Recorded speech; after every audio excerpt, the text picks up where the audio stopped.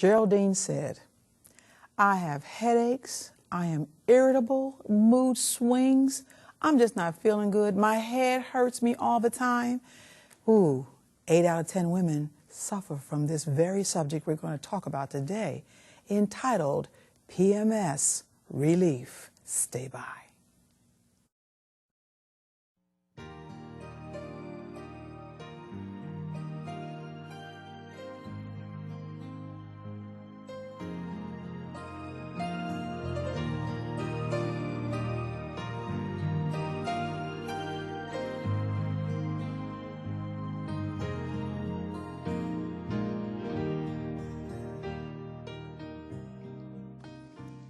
Hi, and welcome to Abundant Living. This is Curtis Akins, your co-host. I'd like to introduce my beautiful bride today. Is Paula Akins. Akins. Very good. Okay, it's a little slight hesitation on that one. No, I really wasn't hesitating. I'm so used to saying hello. Hello. Okay. But I didn't this time it's Paula Akins. Okay. Glad you're with us today. And now we're talking about PMS again. Now the lady at the front of the T's, you mentioned about what? Mary, Martha, somebody was going through all some of them. changes. I mean, it's Josephine, there's Ann, there's Shirley, it's Margaret. Just call them out. Oh, it's a whole lot of women it's out a lot, there. It's a lot. So let's define the term first of all. Of course, now this is a running series, a women's health series, women's health issues. So this is one of those series dealing with PMS. So let's define the term. What is it, and how many women are affected? Well, it's actually a hormonal imbalance. At least that's where science and doctors are going right now. A hormonal imbalance is one of those misunderstood, mistreated problems for women. Emotional and physical. She's touched by this syndrome. And how about 8 out of 10 women? Oh, 8 out of 10. Yes. Okay, that's quite a lot. bit. Yes. That's a lot. Okay. And it's different forms of it, which you're going to be talking about later, right. as far as different subgroups that are actually involved in that. But when I say misunderstood and mistreated, misdiagnosed, basically women are having a rough time with this one. So doctors tend to rather overlook it, something else? I think that mainly because sometimes she's not really 100% sure of what's going on. Oh, okay. And so I think that, and we'll talk about that too, about, how it is that we need to kind of keep a journal and kind of walk through what we're experiencing. So when we go to the doctor, we know exactly, what to say, how to explain it. Right. So we're going to stay with us, folks, because we're going to walk you through this and some symptoms and some things that we're going to discuss that may be helpful for some PMS relief. Now, one of the things that I have heard and read, and that is the serotonin level has something to do also with PMS. Explain that to us. Okay, there is a brain chemical called serotonin, and it's produced in the brain from L-tryptophan and it's amino acid. So serotonin is very important for our mood. It's called the mood transmitter. And so therefore, with that in mind, it's closely connected to PMS symptoms, or sometimes called premenstrual tension syndrome. And so with that in mind, serotonin, when the serotonin is low, we tend to have those premenstrual tension syndromes, upsets. For instance, serotonin also metabolizes carbohydrates, serotonin. That's one thing. Another thing that serotonin also is connected to the menstrual cycle, to balance estrogen and progesterone. Okay. 2, serotonin also is connected to our sleep cycle. Therefore, having said that, when the serotonin level is low, our sleep cycle is disrupted. We become unbalanced in our estrogen and progesterone, and also we crave carbohydrates. That's why we need to zero in on balancing the hormones, balancing the cravings, but also, more importantly, up the serotonin levels in the brain. And we'll show you in the next 10 to 15 minutes how to do that. But that's where the culprit is, the unbalanced or the low serotonin levels. That's where the culprit is. So with that in mind, we need to really talk about some other things, but that's what we need to zero in on, balancing those levels of estrogen, progesterone. Okay. But the serotonin level does that when we increase our serotonin level. So these things are going on at the same time, and you know what? Different women experience different symptoms, you know, from physical and mental states. So we have a term they call subgroups, where there's different groupings as far as PMS is concerned. Explain that to us. Now, everyone does not experience all the symptoms of PMS. Okay. So therefore, there are, and a lot of people may not know this, but there are actually 4 subgroups of PMS. So now let's go to the screen. Let's see those 4 groups of PMS. Group number 1, I call this acronym CHAD, C-H-A-D. Group number 1 is C. This is cravings for sweets. Remember now, low serotonin levels also metabolize carbohydrates, appetite. So therefore, you have C, cravings for sweets. Number 2, PMS H. H stands for, I called holding water, water retention. So you have the breast tenderness and the swelling, abdominal cramps in the legs and the feet, that kind of thing. That's holding water for H. The third one, A, anxiety. We can add also with that irritability. And then we have D for depression, and also it can be so severe, it can be also suicidal thoughts and suicidal attempts and sleeplessness. So therefore, we need to understand that when we look at PMS, we need to understand what are those 4 subgroups and which one of those 4 subgroups are more prone to have a problem with. Now, some people may have a problem with all 4. Some may be 2 of the 4. Then we can zero in on those major subgroups.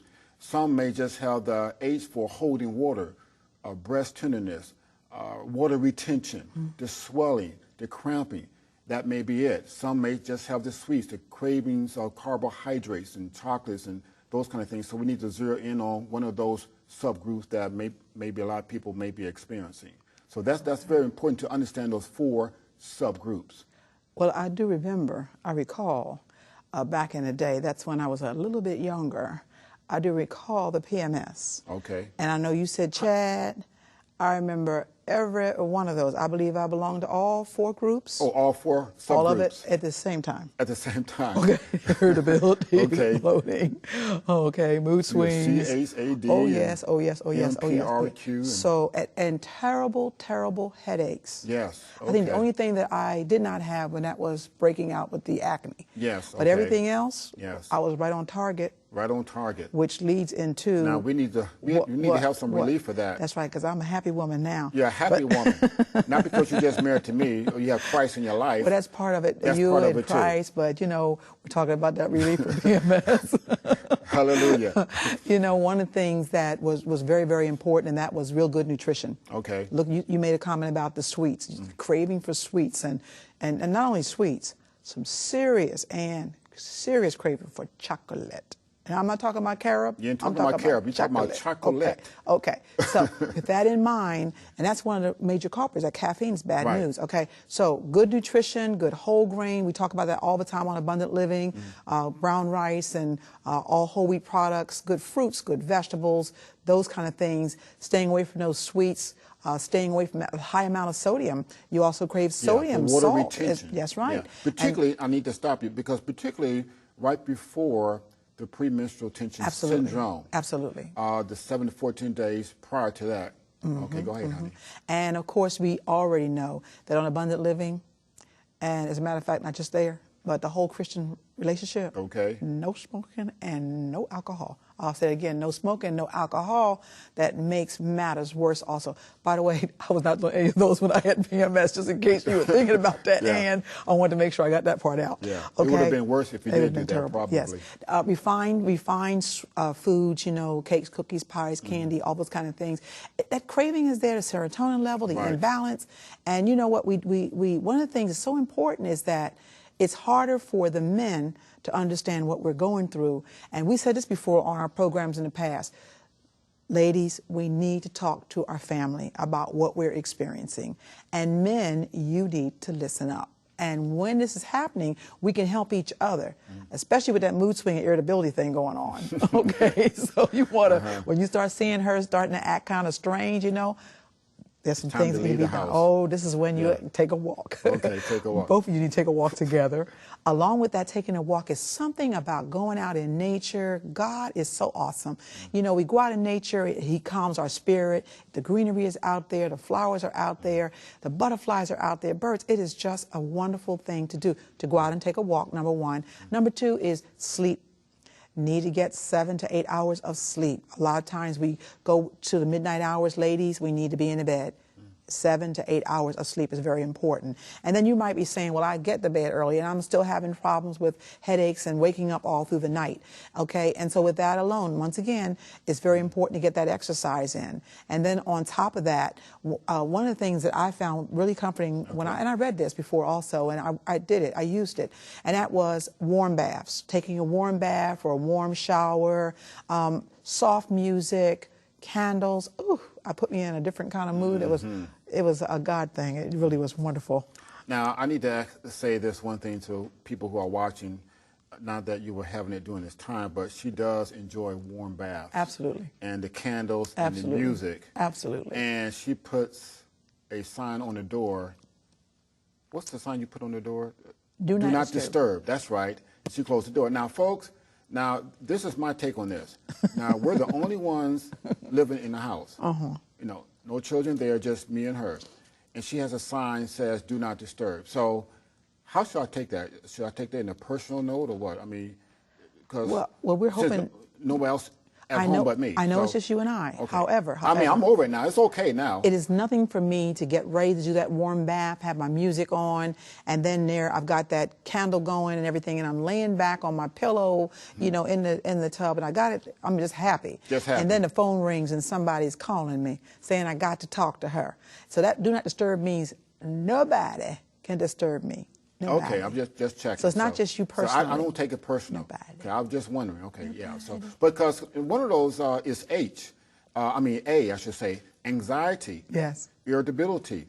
So therefore, need to have that mood there and that fresh air coming in, the walking, the sunlight. Talking about serotonin, we did a program some time ago about serotonin and depression. The sunlight, the fresh air, that helps to up the serotonin levels as well. So it's wonderful. Yes. Now, what about journaling or diary, and let's talk about that for a little while. Well, one of the things that I found that was really good, and I talked to a lot of women about this as well, and that is journaling what's going on with you. You know, to keeping a journal, how you're feeling a certain time of that month. You know, believe it or not, about a week or so, as you're moving down toward your menses, is when the body begins to do this shifting on you. Right. And so things like journaling, you know, how you're feeling, you know, are you bloating, and the headaches, when they're coming. So you can kind of get a jump start of knowing it's getting ready to happen, and then prepare yourself to get ready for what's about to happen. And there's so many things that you can do to prepare and get ready so that you don't have to go through that. Now, once again, that walking and going to bed and eating good nutrition really automatically kicks in once you start it, once you get started in that area. So just keep that idea. And also it helps when you go to see your physician, you're going through some stuff to actually, once again, tell them exactly how you're feeling, you know. Okay. Wonderful. Good information. Now, I know that the women are saying, what about herbals? Is there any kind of herbal medications? Because I might be taking something that's really giving me, it's got other side effects to it. So I'm just wondering, are there herbs that can actually help with PMS? Yes, absolutely. When we talk about herbal medicine, or sometimes I use the word botanical medicine, because we're talking about botany. There's one that simply surfaced up to the top in all the medical journals. And you probably heard of it. It's called chase tree or chase berry. This is a herb that's been used for many years to relieve PMS symptoms. And the way this works is that chase tree helps to balance estrogen and progesterone, because this is the key culprit of PMS symptoms. With that in mind, of course, it's going to be efficacious for those who may be experiencing some of these symptoms. So I want to share with you one of the studies that's done on the screen at this time about what chase tree can do. Chase tree is sometimes, the botanical name is Vitex. Here it is, folks, the Townsend's letters for doctors. In over 90% of the cases, symptoms were completely relieved with a 2% report of side effects.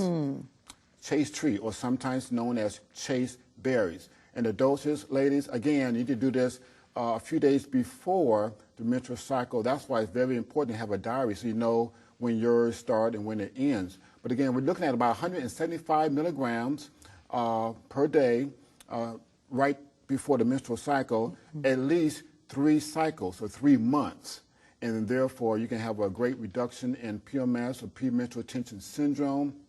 The symptoms, the mood swings can really be enhanced just by this botanical medicine alone. So chaste tree or chasteberry is the one that surfaced to the top, head and shoulders above all others. So now, there was a special herbal tea I liked also. Okay. And that herbal tea was red raspberry. Oh, that's right. That was very delicious tea, and that also helps to calm you down. So that's another tea. I made a large batches of it, and I would have it in the refrigerator, ready to drink it when it was time as well. It helps to relax you as well. And I need to dovetail on that one too, because red raspberry has been used by the American Indians for years.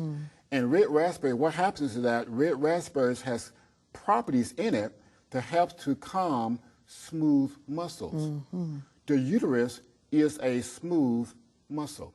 Thereby, it's very good for that, and it's in a tea form. Back on the chasteberry or chaste tree, looking at, like I said, 175 milligrams per day, or if you use the drops, we suggest the drops alcohol-free, the concentrated drops, about 10 to 15 drops, and that should work well with that as well. So I think it's time to go into the kitchen. Go in the kitchen. We're going to go and fix something that's very good for us. It doesn't make you have any mood swings or anything like that. And it is actually a polenta with spaghetti sauce. Get your paper and pencil and meet us in the kitchen. Would you like to learn more about preparing healthful vegetarian dishes? If so, then you want to be sure to order our free Abundant Living resource sheet. It contains useful information about products and cookbooks. It will help you to learn more about this natural way of cooking. Along with your order, we would also like to include a free copy of the booklet, The Natural Way to Keep in Shape. This 20-page booklet is filled with tips that will help you to develop a total lifestyle approach to health. To receive both the Abundant Living resource sheet and The Natural Way to Keep in Shape, call us at 800-752-3226 during regular business hours. Call and ask for this special offer today. Well, welcome back. Welcome back to our kitchen. The recipe for today is actually a polenta with spaghetti sauce. Okay. Let's look at the ingredients. All right. It calls for 1 tube of organic polenta, basil, garlic, 2 cups of chunky spaghetti sauce, Italian style, 1 teaspoon of basil leaves, 3 tablespoons of soy Parmesan cheese, and 1/2 cup of soy mozzarella cheese shredded. Okay. Now, this polenta, again, this may be new to a lot of viewing audience. Absolutely. So let's talk about it, and where can we get it, and let's discuss it. Well, believe it or not, I believe it already. Okay, this is polenta, and it actually is a northern Italy dish. They use it a lot there. Okay. It's actually just cornmeal mush. It's made from just cornmeal. That's all. Cornmeal. Made from cornmeal and water. It makes it up. Now, most of the time, people are used to doing cornmeal in the morning, cornmeal and water, the Caribbean Isles and stuff like that. Well, this time it's made up, and they actually come in different combinations. You have it in basil, garlic, you're going to have tomatoes in it. It's all different kind of combinations. It actually takes the place, believe it or not, Curtis, of potatoes, rice, corn, all those kind of things. It is a main entree. Okay. A main entree. Now, so it can be used in combination with what? It's actually can be used. It's actually can be used by itself. Yeah, in the place of your pasta or your rice or your potato. Oh, okay. You could still have a main entree with it, but it can serve also in that place as well. That's why it's so versatile. Polenta. That's why I like it. Now, again, where can you purchase this? Do you have to go to a health food store or regular grocery store now? Regular grocery store. And now, in the grocery store, if you're looking for it, you want to make sure that you go in the area where they have like all the corn tortillas. You want to go over there where they have the Mexican type foods. Okay. That's usually it's not in the refrigerator. It's usually. But once you cut it, you do have to put it in the refrigerator. And all I'm going to do with this one is just begin to slice it. Slice is very easy. See that? Look at that. Look at that. See? That's it. That's it. And I'm going to go ahead on. We got the skillet. We got the skillet ready to go. Turn it up a little bit. What, 250? Yes. Yeah, about 250 is fine. Okay. I'm going to move it out. And I usually cut it into like a good 1/2 inch slices. Oh, okay. You can make this yourself, by the way. you can make it. But why so make it? this would be in place of rice, potatoes, and Right. Okay. Right. Now, Okay. do you any seasonings you can Absolutely. We're doing the spaghetti sauce. That's what you have over in your pan. Oh, yeah, you We're did doing say the that if I spaghetti was paying sauce, attention, and we yes, got the okay. Italian Want me to turn this up a seasonings little bit, too? and stuff. Yeah, why don't you go ahead and turn that on and get that ready? See, it has a nice sheen on Yeah, it. it does. Okay. And you know, the thing with this, but with polenta, is that, once again, it's one of those items that the flavor is bland. Yes. Mm-hmm. But a lot of times when flavors are bland, you get a lot more work you can do with it, okay? So it has its own personality. And what we're going to do is you're going to go ahead and open that up, and we're going to go ahead and start putting that in, okay? And I'm just going to sit them right in there.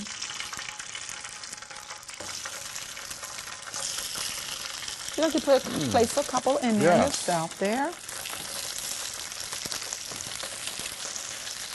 See, it makes a nice amount. Yeah. There you go.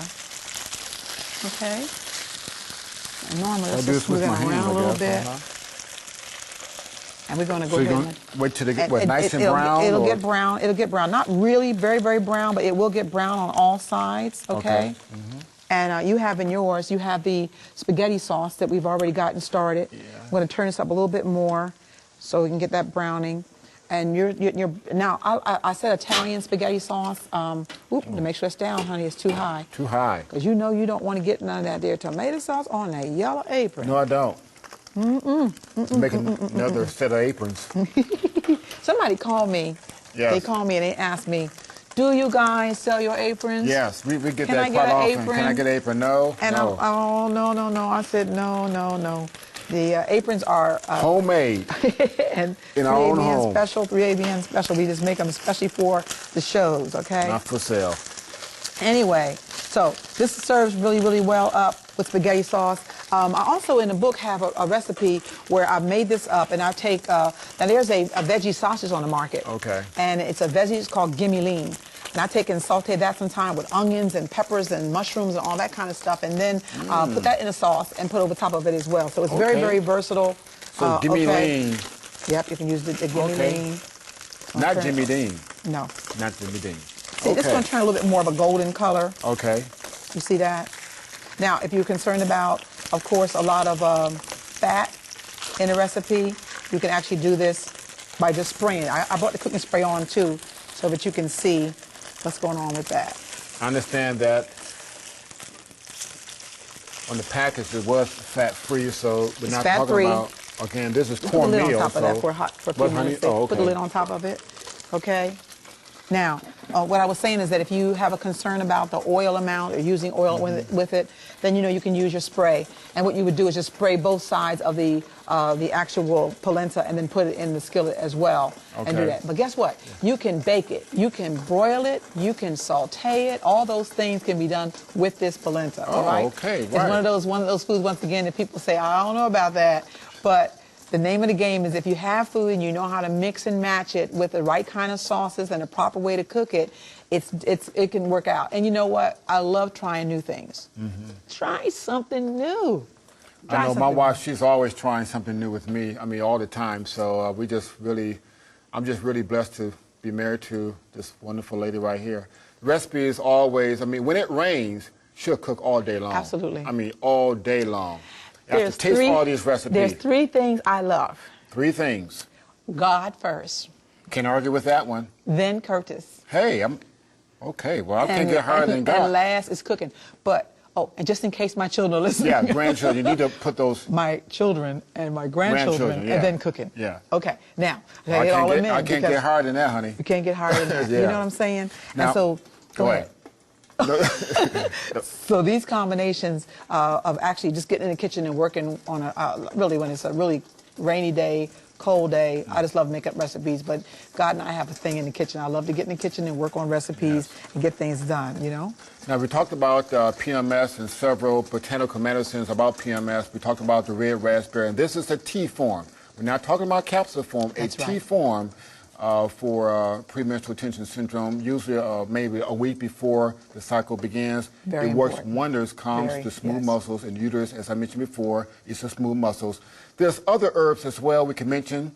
There's an herb called, believe it or not, cramp bark. All right, and it's there based on clinical studies. There's one called squaw vine, false unicorn. Go to a health food store, and a lot of these herbs will be already in a formula that's already there that people can purchase and take it that way. So there's several herbs out there that can help these PMS symptoms, and can be very relieving to what women are experiencing on a monthly basis. Well, I know one time somebody asked me about red raspberry, and remember we talked about not no refined sugars and stuff. So one of the ways I do red raspberry is I actually take apple juice, and that's without the sugar in it, you know, right, and put the apple juice in a pot, and then I actually bring it to a boil, and then I put the red raspberry leaves in, put a lid on top of it, move it off the stove, and let it simmer for a few minutes without the heat. And then I make up a big pitcher of it and put it in the refrigerator. And, you know, I like that as sometimes as a kind of a cool drink, not so much a hot. You know, at nighttime when you're going to bed, you definitely want to drink that a little bit cooler or at room temperature, you know. Well, one of the things now, you know, I know that you're interested in seeing the final product, so we want you to just stay by. Would you like to learn more about preparing healthful vegetarian dishes? If so, then you want to be sure to order our free Abundant Living resource sheet. It contains useful information about products and cookbooks that will help you to learn more about this natural way of cooking. Along with your order, we would also like to include a free copy of the booklet, The Natural Way to Keep in Shape. This 20-page booklet is filled with tips that will help you to develop a total lifestyle approach to health. To receive both the Abundant Living resource sheet and The Natural Way to Keep in Shape, call us at 800-752-3226 during regular business hours. Call and ask for this special offer today. Well, welcome back. Okay, welcome. We've accomplished that polenta with that spaghetti sauce. Yes, we have. Look at the entree. It looks really good. It serves as an entree. It's polenta is a cornmeal mush, once again. Okay. It has a wonderful Italian spaghetti sauce over top of it, soy mozzarella cheese, a combination. I have mozzarella and cheddar, both soy items. Soy, so cholesterol free. Of basil, or you can use Italian seasoning, whichever your preference is. But it makes a wonderful dish. Now, is this very expensive, polenta? Absolutely not. Absolutely not. Absolutely not. Matter of fact, you can get it at your regular grocery store. Oh, okay. Okay. And speaking of regular grocery stores, that's where I get it when I'm ready to buy it. It has all different flavors that actually come out. So you don't. Okay. Yeah. Now let's maybe, you know, a lot of women are going through this PMS, and so maybe we need to have a word of prayer. Let's do that. Okay. Let's do that. Father God, indeed, we ask in a very special way that as the different women that watch this program, would you just bless them in a special way, help them, Lord, to get through the different things they're going through in their lives, and especially this time through PMS. We know you're a great God. We know you're a listening God. We know you're a loving God. And we're asking you to just continue to wrap your arms around us and help us get through the things we're going through. In Jesus' name, amen. All right. Well, it's been a good program, honey. And now, do you want me to sample this? Because people need to see my expression. That's very important with these Abundant Living programs. That would work, except I did not bring a fork with me. Well, I guess we'll be closing then. Well, as always, John 10:10, Jesus said, I come, that they might have life and have it more abundantly.